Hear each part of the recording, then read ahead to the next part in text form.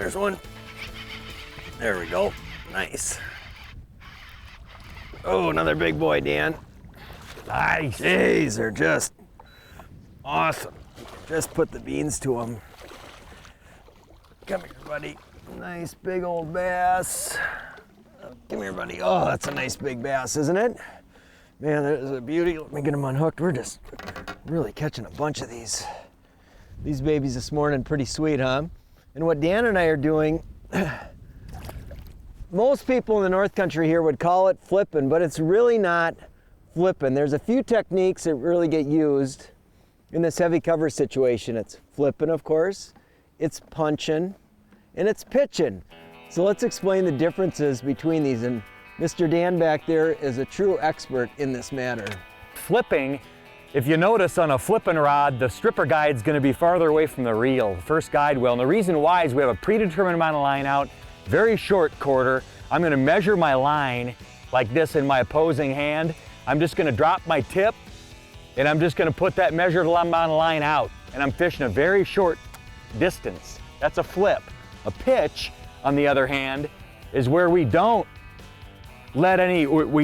fish a measured amount of line predetermined. We actually let line out, but it's still a short distance presentation. I do it with one hand only. A lot of people will pitch with their right hand, they'll hold the bait with their left hand and they'll come and release it and let line out. A lot of us will just leave it alone with our left hand. I just drop the tip, raise the tip, and then I'm right here in a hook setting position. So a pitch, they're both short quarter combat situations. A pitch, we let line out. A flip is a predetermined amount of line for a real short distance. Both are very effective. Both require a relatively long rod, and both allow you to use these punching and flipping baits really, really well.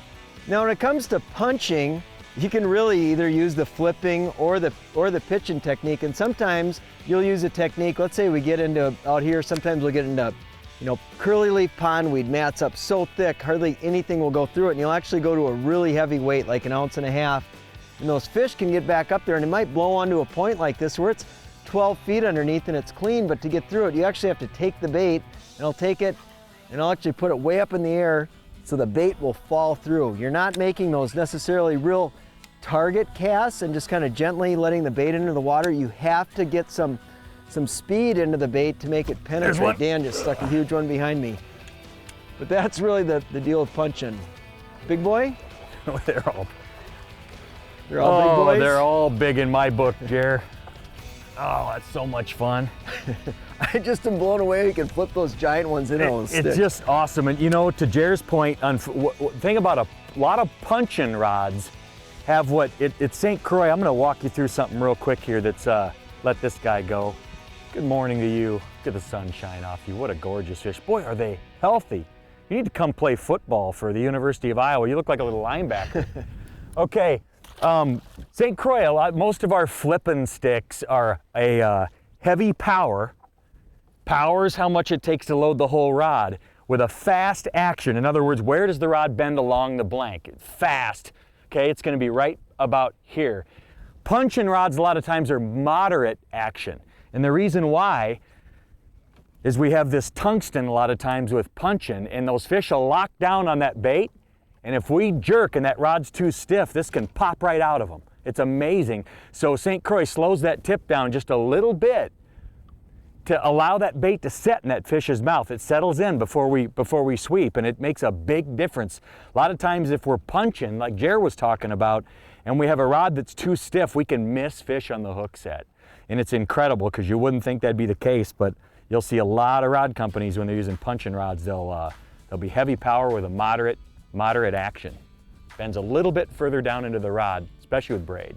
The other, of course, critical part of this setup is the reel that you're using.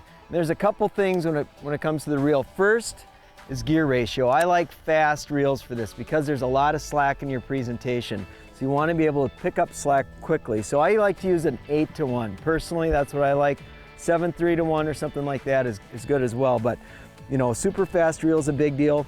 And then the spool control. There's two ways to control your spool. You've got your main tension dial, and then there's typically like a magnetic brake. So this is like a coarse tune. This is a fine tune with the magnetic brake. you want to be able to let the line flow out real smoothly. You don't want a lot of tension on the line. And what Daiwa's done with this SV spool, super free versatile, is they've got brakes in here to pretty much eliminate backlashing. So if you're getting into the slackline presentation, you want to get good at it, this reel can do a lot to help you do it. This is the Tatula SV. So this is just a sweet reel for being able to make those casts. You're not getting the overrun, the reels aren't blowing up on you, and it's a really big part of the system. You want everything nice and light and no backlash. See that? That thing never backlashes. We've been talking about flipping, pitching, and punching, and there's no golden rule 100% to anything, but I do know from at least from what I've seen, is flipping and punching can be done with monofilament, fluorocarbon, and braids, depending on fishing pressure, clarity of water, a lot of things like that. Now, punching is, in my experience, 100% braid. It's a vegetation technique. We're trying to get straight down. We need tremendous sensitivity, and most importantly, we want absolutely no stretch at all when we set the hooks. A lot of times we're bringing up a pound of weeds. So with line, this is Suffix 832 on this Punchin rib we have hooked up, and it's absolutely perfect. I'd be willing to bet, I don't know what you would say on a comment on that, Jer, but if we were using monofilament compared to braid in this scenario, I don't think we'd do as well. And then of course I select the pound test based on the type of cover you're fishing. If I'm fishing the real heavy, like the hard stem bulrush in the background here and pads, that stuff's really tough. I like going in there with 50 pound. That seems like that's the line you want. Now when you get into the softer cover, the coontail, the cabbage, the milfoil, I like 30 or 40 in there. So if I was gonna tell somebody, I'm just getting into this thing, I wanna get spooled up with some good braid, I'd pick 40 pound Suffix 832 in the green color, and you can pretty much do everything. It's not perfect for the heavy stuff, it's not perfect for the deep stuff, but it's an all around very, very versatile braid.